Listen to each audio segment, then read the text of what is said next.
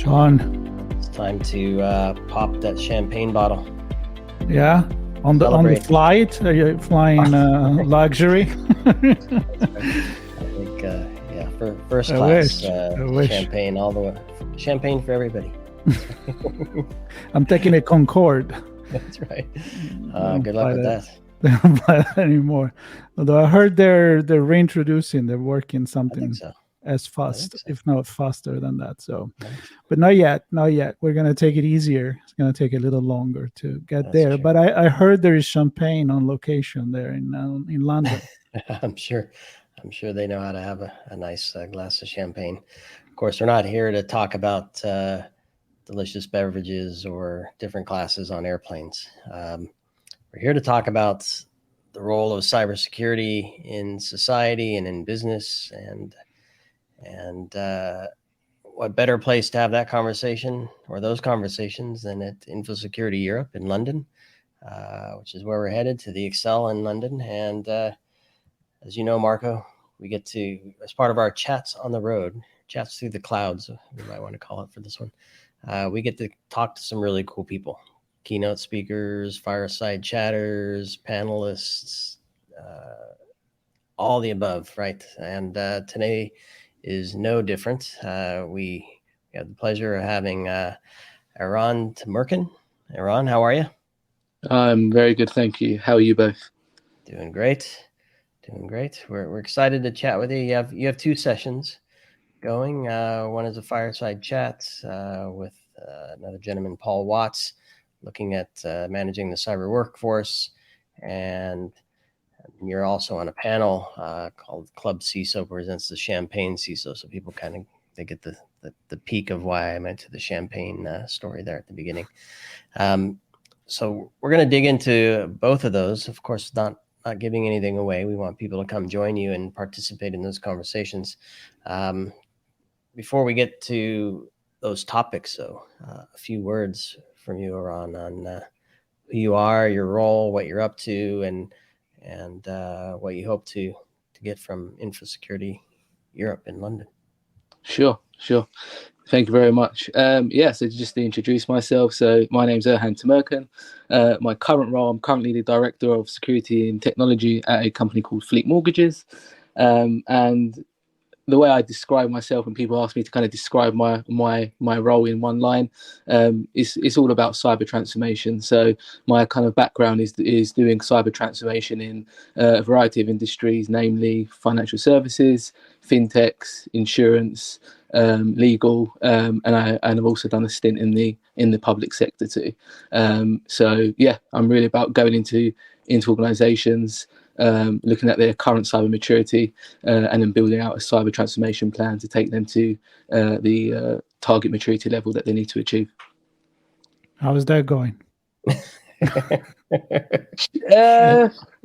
I'm going to answer that. I'm going to say it depends. Depends when you ask. Good one. Very good. Very, very polite. Very political. Everybody, I'm sure, has their own view on that as well. Indeed. There's that question could be answered with a variety of different factors, right? Yeah. Ongoing. I think even on in our chat with Paul Watts, I think he even made the comment that the transformation isn't to an endpoint, because you don't end up there and go, "Woof, I'm done."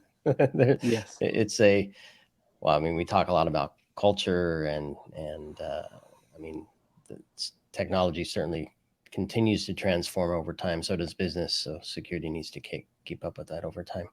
So how did you get involved with the Infosecurity Europe event this year? Yeah. So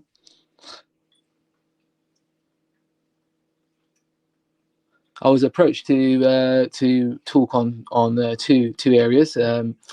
as you've listed. One is the fireside chat, which I'll be doing, namely with Paul Watts, which we're excited about, which will be touching more on the diversifying kind of your recruitment strategy and the challenges that we face with that.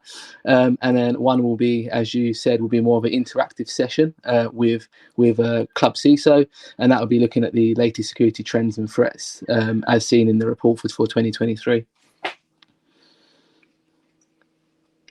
So I think that's a leaders lounge roundtable. So it's not open to the whole public, and so you'll have a more like a more intimate conversation where people can be open about the reality of things. And of course, we're not going to ask to predict what they will tell you, but maybe you can tell us what you think in terms of what is happening in the industry. Like an overview where we're standing from your perspective. Sure.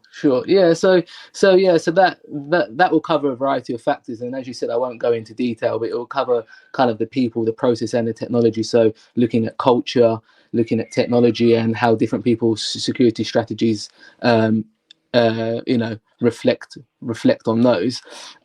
What will be said and what won't be said. That's hard to say.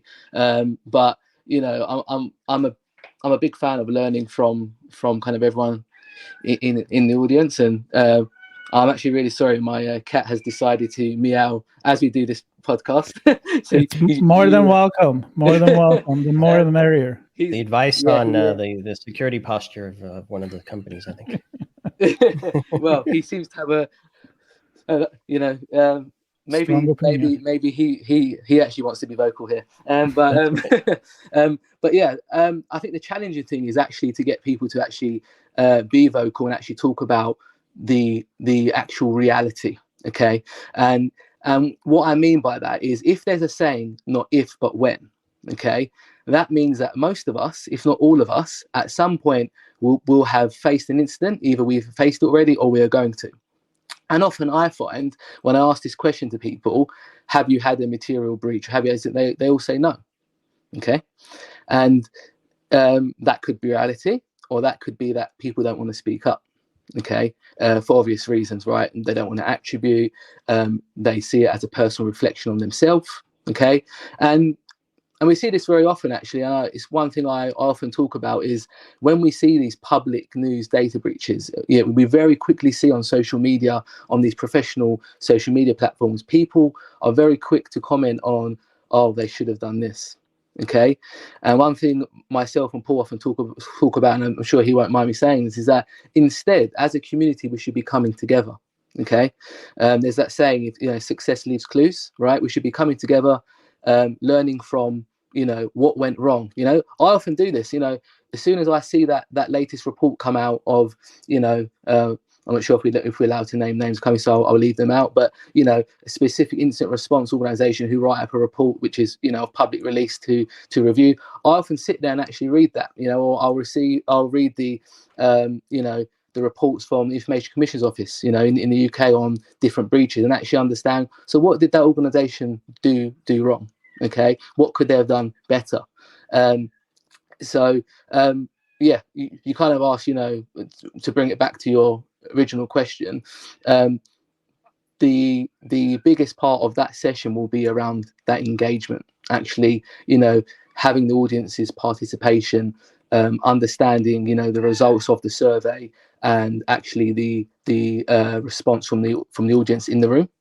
And actually seeing, if that reflects and how that actually plays out moving forward. Yeah, and I think you're touching on an extremely important point where, there's so many, I'll say, fascinating aspects to cybersecurity and the way that we think about it, and we hold it on a pedestal. Like you can only be a hacker if you have a certain set of knowledge and nobody else really understands what you do. And we often have a tough time connecting cybersecurity operations to business outcomes, right? We're always blocking things instead of enabling things. Mm-hmm. And then your other point of it's kind of taboo talk about the reality that this is happening. This happens. It does happen. It has happened, right?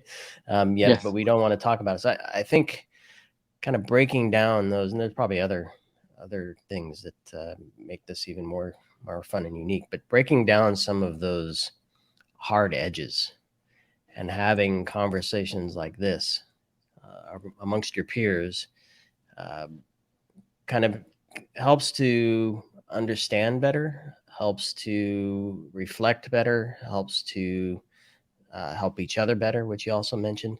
How do you think people will leave that room after having these conversations? What do you expect? What do you hope to accomplish with this? Yeah, so I'm hoping people will be enlightened. They'll find it to be a very informative session, and I'm hoping it's a conversation that will continue.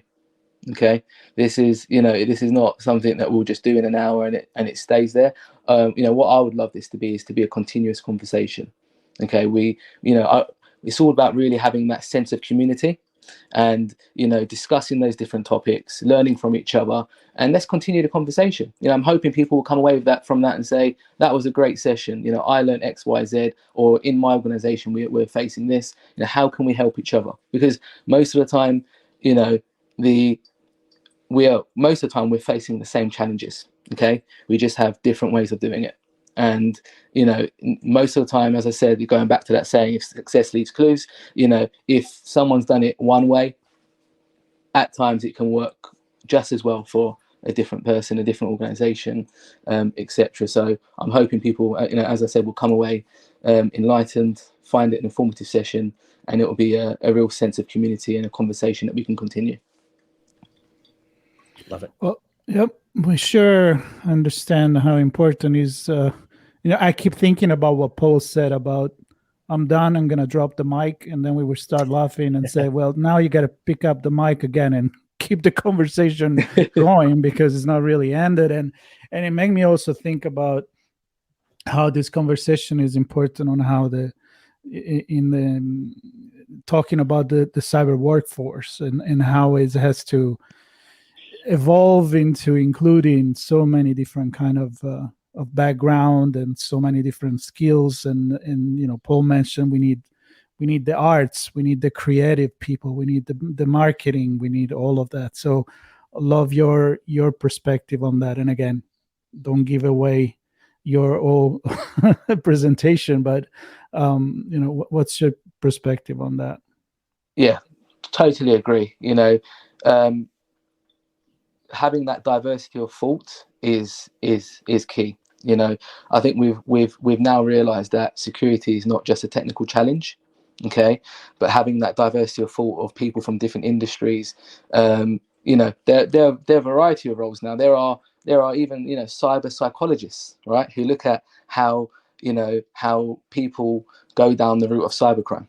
Okay, what turned them down that path? Was it, there's a lot of reports, I won't go away, but there's been research into looking at how teenagers start with cracking games, and that leads them onto a path of cybercrime. Okay, that's an example. So having that variety of industries brings a different perspective. So to kind of give an example,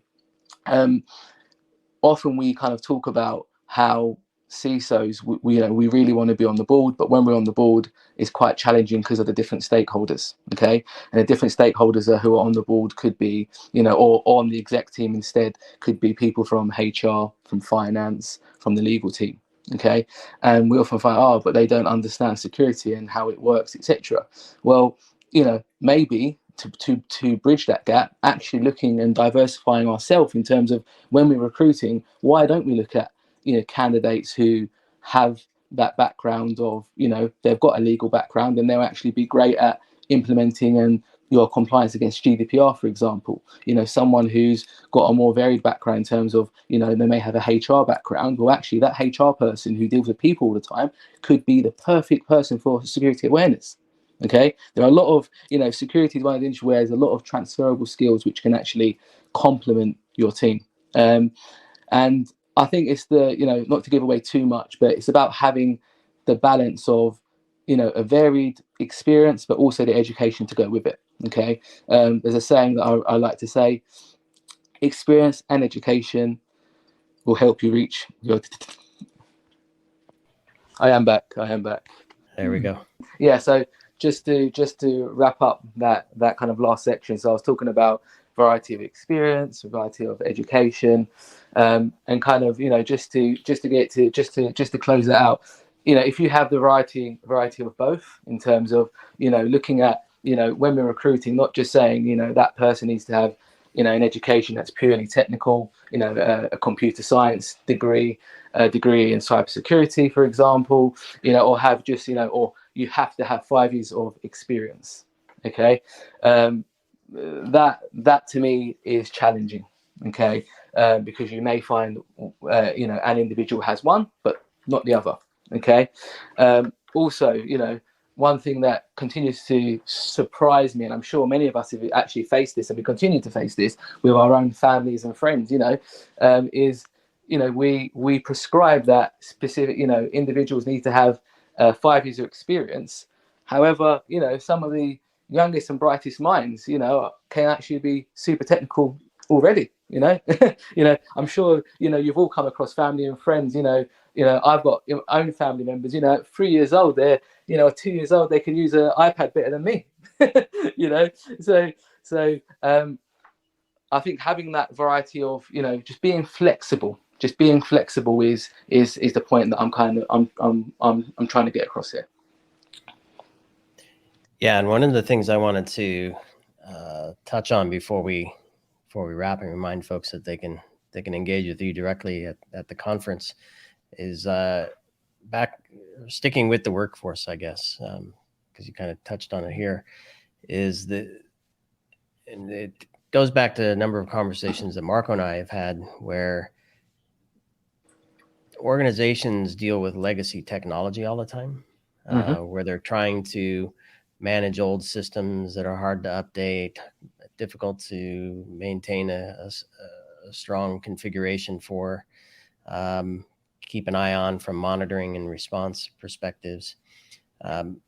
There's that technical and operational end of things. But then when you bring back the workforce and you talk about an old technology running a certain OS or a certain identity infrastructure, very few are learning that old stuff, right? They're all learning the new cloud whiz-bang things. And so I don't know if you want to, again, don't give anything away from the session with Paul, but any thoughts on kind of maintaining a workforce for the old legacy while also helping to prepare for the future and new technologies that come along? Sure. Yeah. So, not to give away too much, but just in my professional experience, it's about having the balance of both. Okay.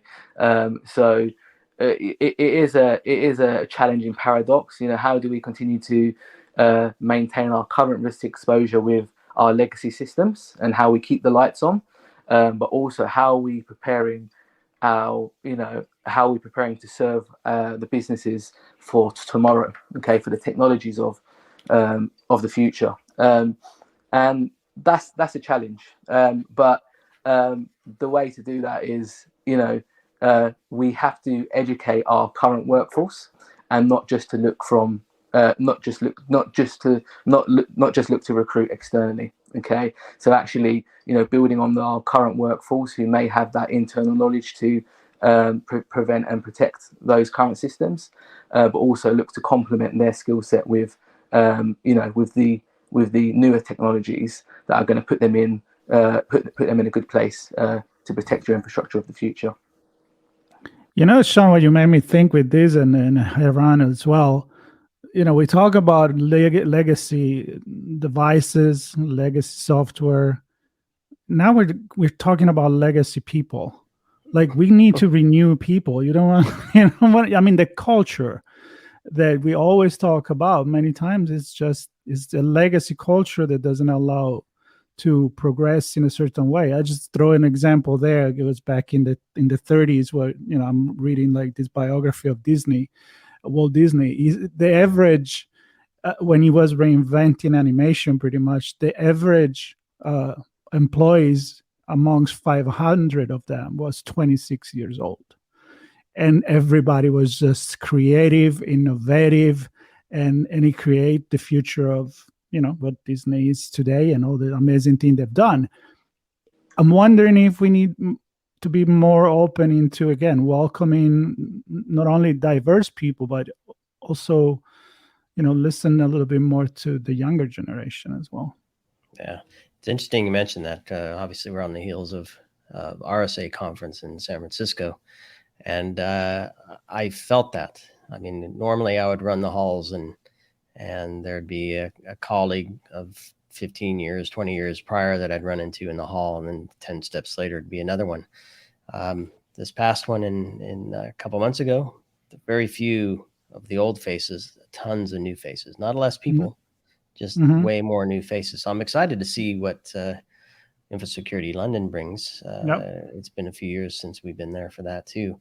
And I already know there'll be some familiar faces, and then we'll get to meet new ones like Erhan here. But I suspect there will be a new generation there helping us take things forward. So, and I look forward to that. Yeah, exactly. Likewise. Well, this has been good. I mean, we said a lot of good things, but not enough to take away from the conversations at the conference. If you're lucky enough to get into the champagne event, I'm jealous. I don't think have one for me. I don't think they let media into those things. They don't trust us with that kind of information. But the other panel with Paul, the fireside chat with you and Paul, is going to be super cool. So definitely check that out as well. And even more importantly, outside of the sessions, in the halls, in the expo, pubs, wherever, make friends, meet people, have the discussions, keep that conversation going, as everyone talked about. And there'll be links to the sessions in the show notes. Of course, we have a lot of coverage we're pulling together before, during, and after the event, so stay tuned to the coverage page for that. Erhan, thanks so much for joining us. Appreciate you taking the time. Good luck at the event, and we look forward to seeing you there. Thank you, Sean. Thank you, Marco. It's been a pleasure. Look forward to seeing you there. Likewise.